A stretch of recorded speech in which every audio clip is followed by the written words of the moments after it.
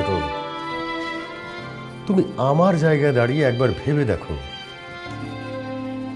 সেই মুহূর্তে আমি যা করেছি আমার তখন মনে হয়েছে আমার সিদ্ধান্ত সঠিক। কিন্তু আমরা কি কখনো ভেবেছিলাম যে খোকন এইভাবে ফেরত আসবে আবার? আপনারা কখনো ভাবতে পারেনি, কিন্তু আমি কিন্তু আপনাদেরকে বার বার বার বার করে বলেছি ভাইয়া কিন্তু একদিন ফিরবে। আর তখন তখন কি হবে সে বিষয়ে আপনারা হয়তো ভাবেননি। আঙ্কেল, আঙ্কেল আপনি আমার আমার জায়গায় নিজেকে একটু দাঁড় করিয়ে দেখেন। আমি কিছুই করতে পারছি না। আমি পারছি না ব্যাপারটা নিয়ে খোলামেলাভাবে কারোর সাথে আলোচনা করতে। আমি পারছি না মার সাথে কথা বলতে। আমি ভাইয়ের দিকে চোখের দিকে তাকিয়ে কথা বলতে পারছি না।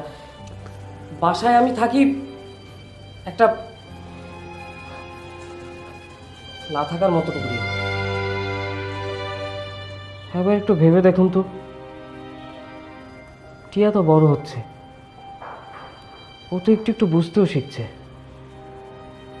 ও তো আজকে না হয় আগামীকাল তো ঠিকই জানতে পারবে যে আমি ওর বাবা না।